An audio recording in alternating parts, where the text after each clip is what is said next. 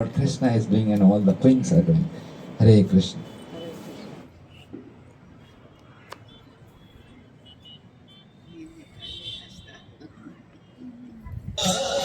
द्वापर युग का समय था। श्री कृष्ण द्वारिकाधीश की पदवी प्राप्त कर चुके थे। एक दिन जब वो अपने कक्ष में विश्राम कर रहे थे,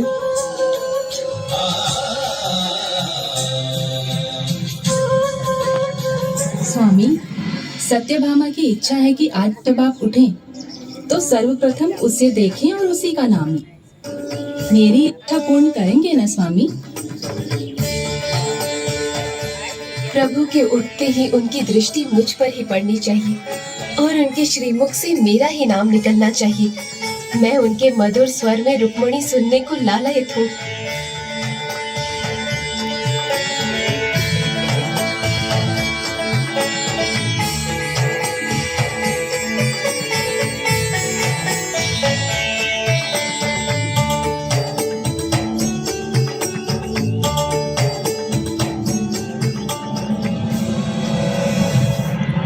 राधे राधे।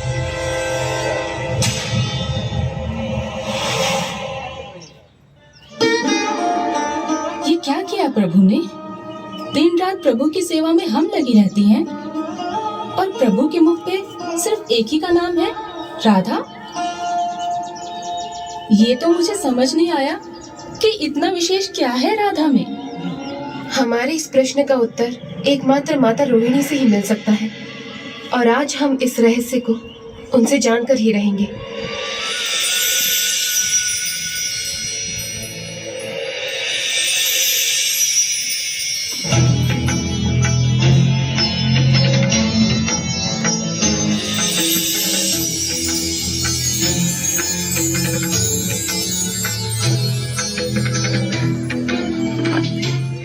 क्या कारण है जिसने कृष्ण की पटरानियों को आज मेरे सामने उपस्थित होने पर विवश कर दिया?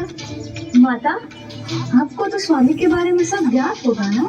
मेरे हृदय में बलराम और कृष्ण में कोई भेद नहीं है। दोनों ही मेरे पुत्र हैं। किंतु तुम क्या जानना चाहती हो? हाँ, मेरी भाभीियों को किस बात ने विचलित किया है? तनिक सुभद्रा को भी तो पता चले। माँ, आज हमारे मन में एक ही प्रश्न है। हम दोनों प्रभु की जीवन संगिनी सदा उनके साथ रहती हैं, फिर भी प्रभु के मुख पर हमेशा राधा का नाम ही क्यों आता है माँ? वो इसलिए पुत्रियों, क्योंकि राधा कृष्ण के ब्रज में बिताए हुए भव्य और सुंदर जीवन की अद्भुत स्मृति की प्रतीक है। इसीलिए रह रहकर मन में विचार उमड़ आता है और शब्द बनकर जीवा पर आ जाता है। वो जीवन तो निस्वार्थ था, वो कामना रहित था, वो संबंधों से परिभाषित नहीं था, वो केवल और केवल निस्वार्थ प्रेम था।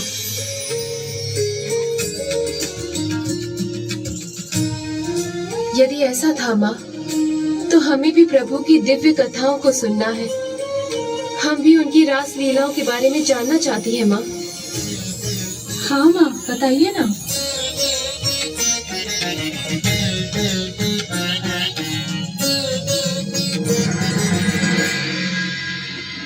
क्या हुआ माँ?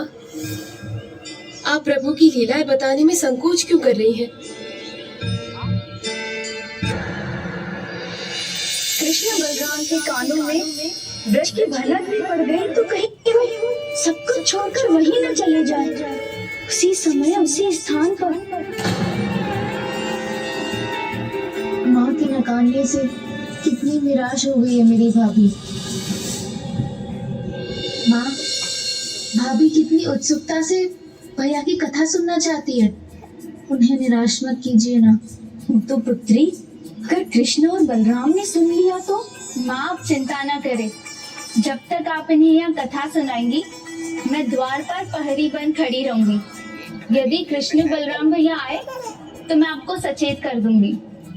हाँ माँ, हमें कथाएं सुनाइए ना। माता, हमारा अनुरोध स्वीकार कीजिए ना।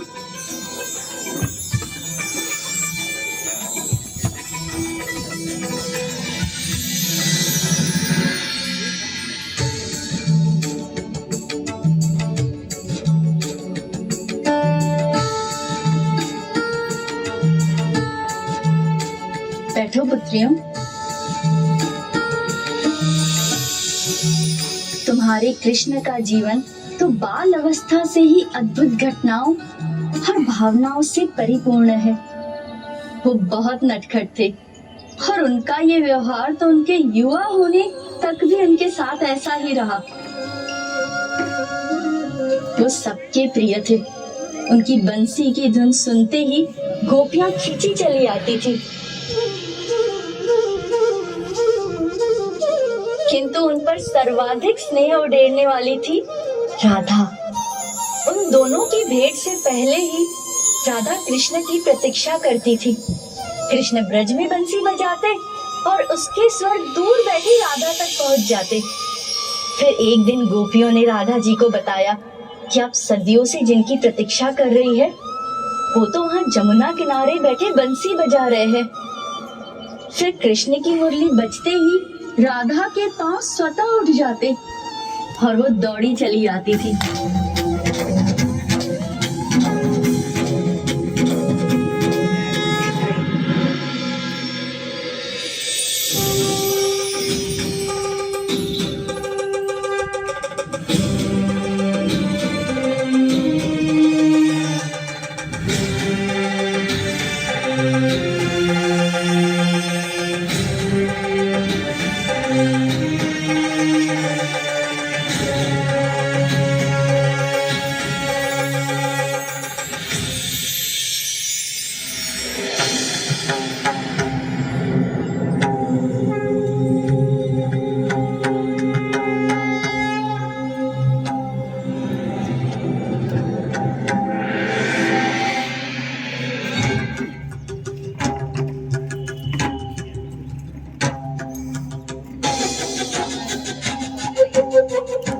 इस प्रकार हुआ था कृष्ण और राधा का प्रथम मिलन, जिसके बाद से वातावरण में एक अद्भुत सुंदरता सी छा गई थी।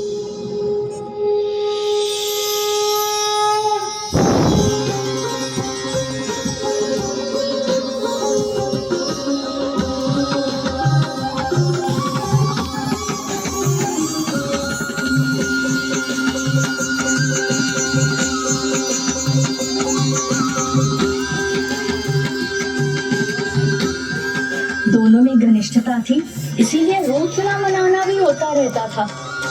और एक बार राधा इतनी रूठ गई कि बिना श्रृंगार किए ही चली आई। फिर कृष्ण ने नदी किनारे बैठकर स्वयं अपने हाथों से राधा का श्रृंगार किया था।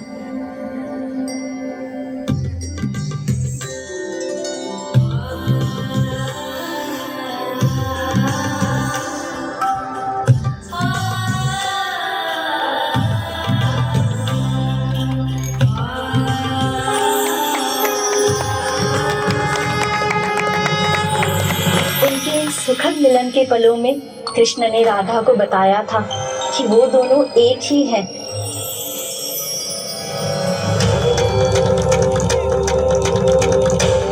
इसीलिए जब कभी कृष्ण अकेले होते हैं या राधा अकेली होती है तो दोनों को एक दूसरे की परछाई में एक दूसरे के दर्शन मिलते हैं और वो दूर रहकर भी एक दूसरे के साथ हो जाते हैं। और इस प्रकार बाल लीला के बाद आरंभ हुई श्री कृष्ण की निस्वार्थ और पावन रास लीला।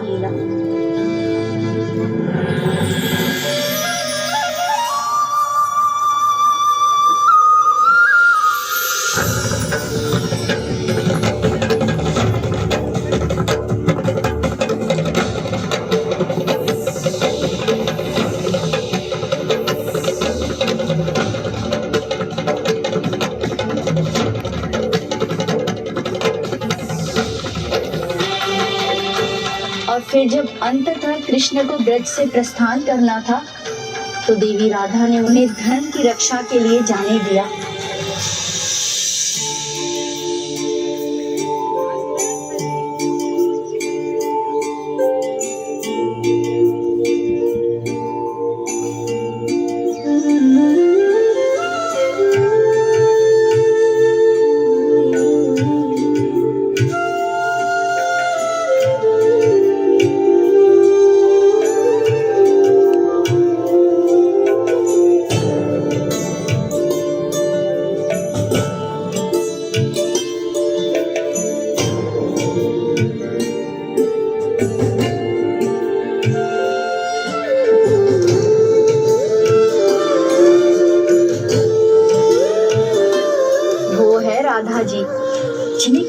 बिना श्वास लेना तो कठिन है, किंतु उन्होंने कृष्ण को अपने कर्तव्य निभाने से कभी नहीं रोका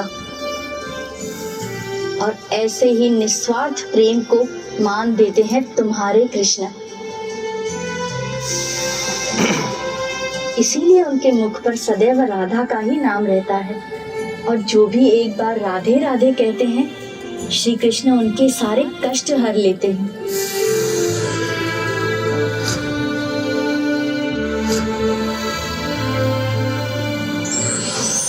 नारायण नारायण।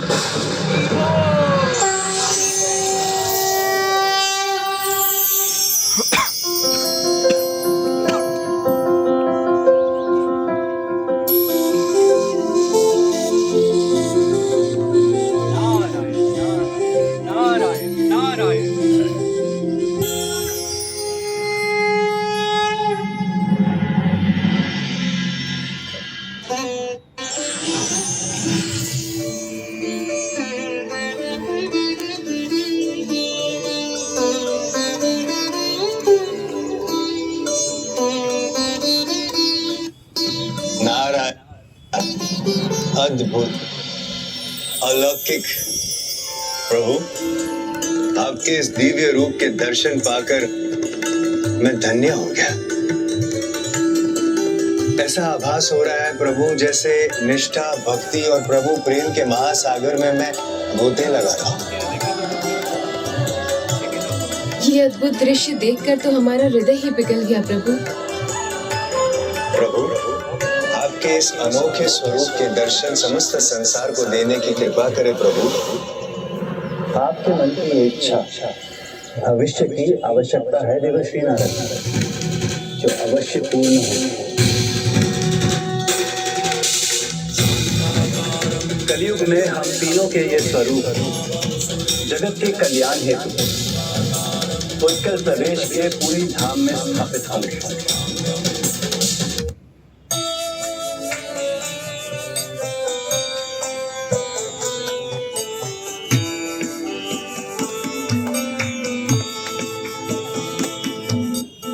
कदाचित् कालिन्दी तटविपिन सङ्गीतकलावो मुदाभिरी नारी वदन कमलाश्वदमधूपा रमा शम्भु ब्रह्मा बरपति गणेशाचित पदो जगन्नाथ स्वामी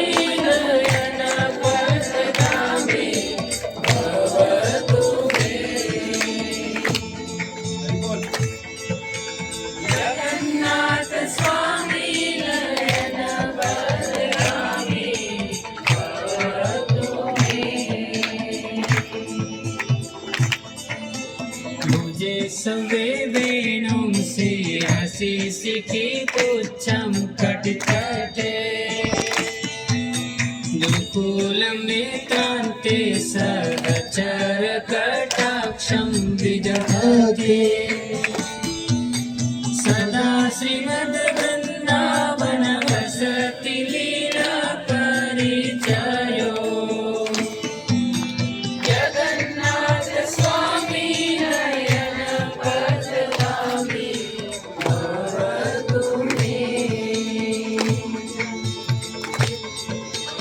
जगन्नाथ स्वामी नयन पथगामी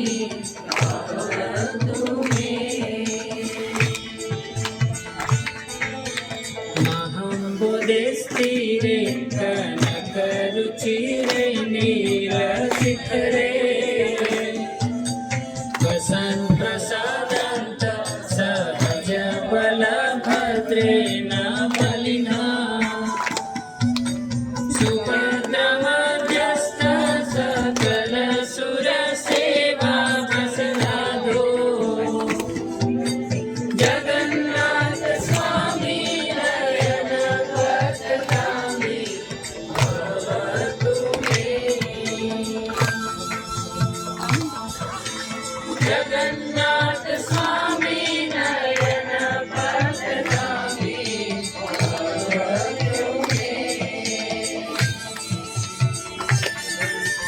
कृपा परमारस जल जलद श्रेणी रुचिरो नमावणि राम स्फुरदमल पंखे रुहमुखा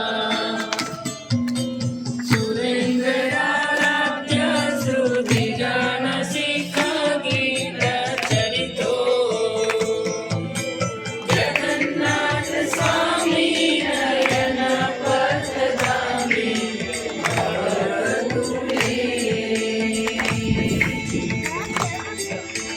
जगन्नाथ स्वामी नयन पथगामी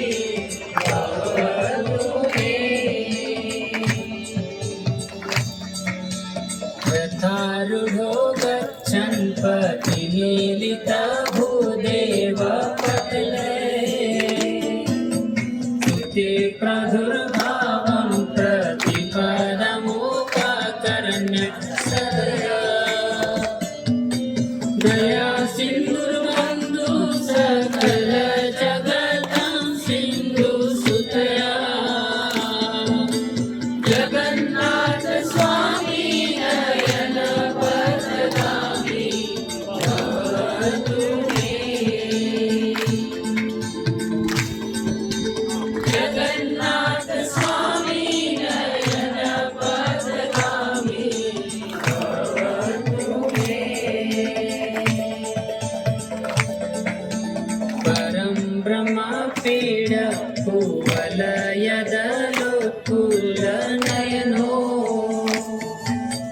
निवासि नीलाद्रो लीलितचरणोऽनन्तशिरसि रसानन्दिराधा सरस वपुरालिङ्गन सुखो जगन्नाथ स्वामी नयन पथगामी भवतु मे जगन्नाथ स्वामी नयन पथगामी भवतु मे न वैयचे राजं न च कनकमाणिक्यविभवम् न याचहं रम्यं सकलजनकाम्यं वरवधू सदा काले काले प्रमथपतिना गीतचरितो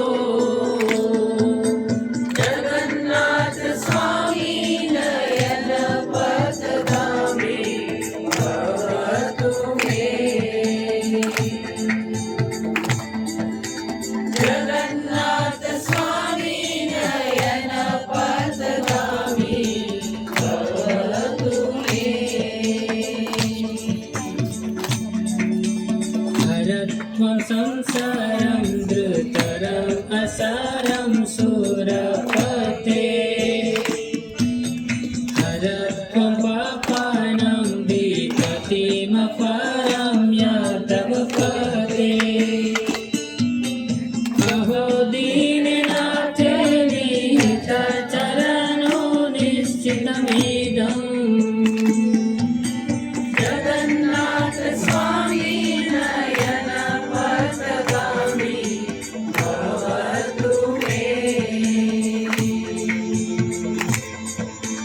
जगन्नाथ स्वामी नयन पथगामी भवतु मे